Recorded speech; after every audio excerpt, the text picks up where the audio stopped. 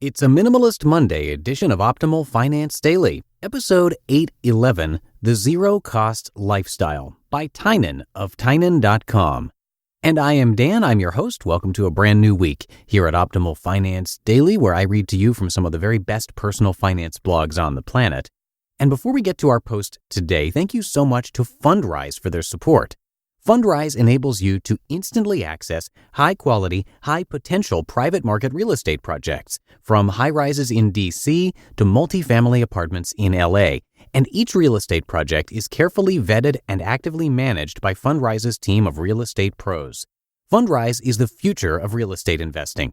Visit fundrise.com/OFD, that's Fundrise, FUNDRISE.com/OFD to have your first 3 months of fees waived. For now, let's get right to our post as we start optimizing your life.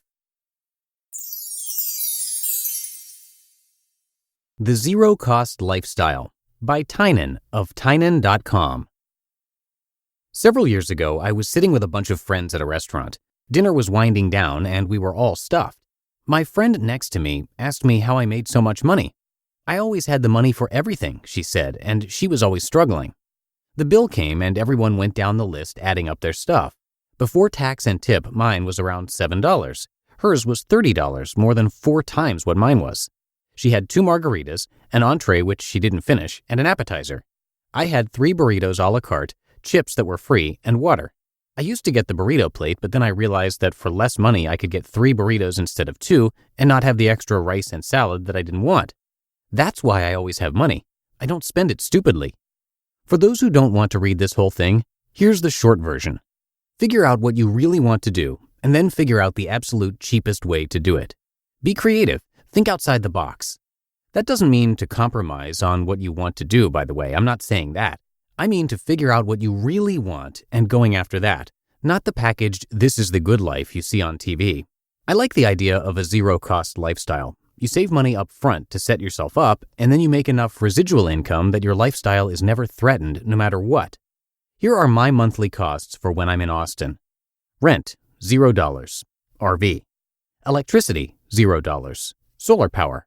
Gas, $150. Insurance, $50. Food, $750. It's important for me to eat well. Entertainment, $50. I mainly do free things with my friends and find adventure. Cryonics, $50. To Alcor and life insurance.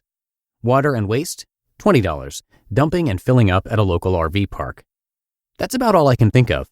Added up, that's $1,070 per month. I eat perfect food that I love, live in the exact spot that I want to live, and I spend my free time doing what I want to do. And I'm taking care of myself so that I'm healthy and I will be frozen when I die. That's not to say that I don't do a lot more than that, like travel all the time, but these are my base costs to be happy and comfortable. If I was making $500,000 a year, I wouldn't change much. I'd still be in the RV, and I'd still be eating in the same restaurant every day. I'd spend more money on crazy adventures, but I'm not exactly lacking those now. I make money in a bunch of different ways.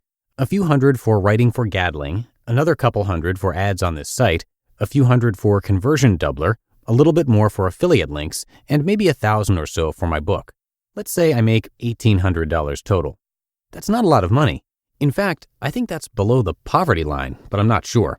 I'm pretty sure that everyone reading this has the capacity to make that much money, and almost all of you probably make more than that now. But that covers my base expenses comfortably, and it's built into my lifestyle. I'm going to write whether I get paid for it or not. My book is all automated at this point, so you could say that the net cost of my base lifestyle is nothing. That means that I can spend nearly 100% of my time doing whatever I want. I can work on other businesses to make more than a paltry $1,800. I can take a month off and sit by the creek if I want. And look what happens when I travel. I don't pay the $150 for gas or the $20 for water. I make $700 more than I need for my base expenses. That means that I have $970 for airfare and renting an apartment, or staying with a friend for part or all of the time, and I already have $750 for food once I get there, and $50 for museum tickets or whatever. I don't actually keep track of my budget like this. I've saved up money, so if I'm off a little bit in either direction, it doesn't matter, and I'm disciplined enough to not blow money on stupid things. Getting here wasn't free either, and I realized that. I had to spend around $20,000 to get the RV I really wanted and get it wired up with solar. But still, there are much cheaper RVs to be had that would be totally serviceable. I had the money to spare and knew that the one I bought would retain its value well. And of course, an RV isn't the only way to work all this out. It's just the one that appealed to me, so I figured out the right way to do it.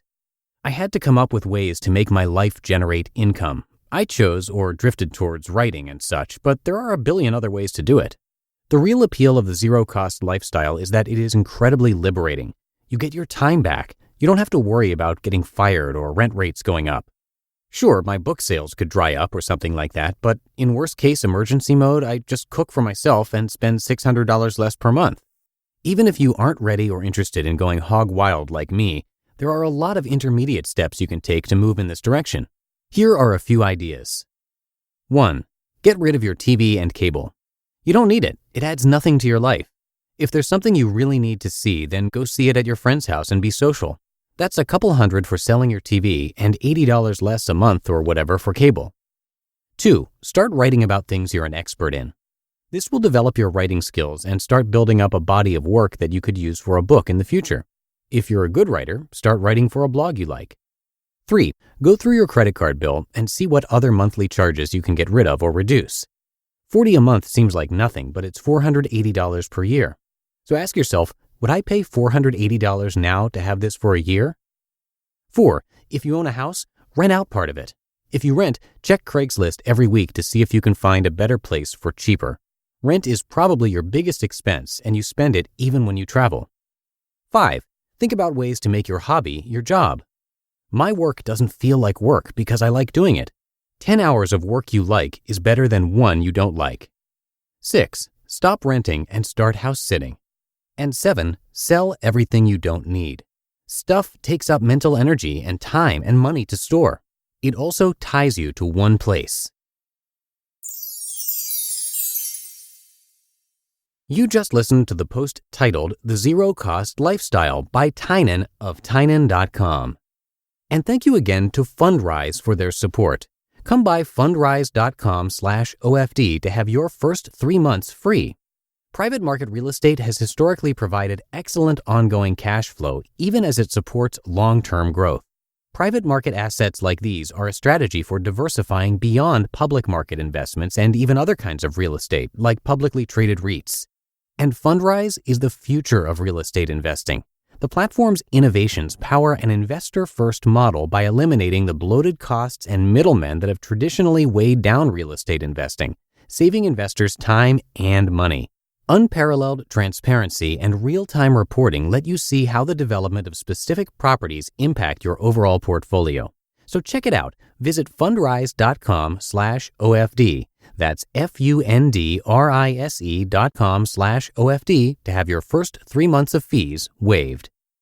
And that's it for today. Thank you so much for listening and hope your week is off to a great start. I will be right back here with you tomorrow, and that's where your optimal life awaits.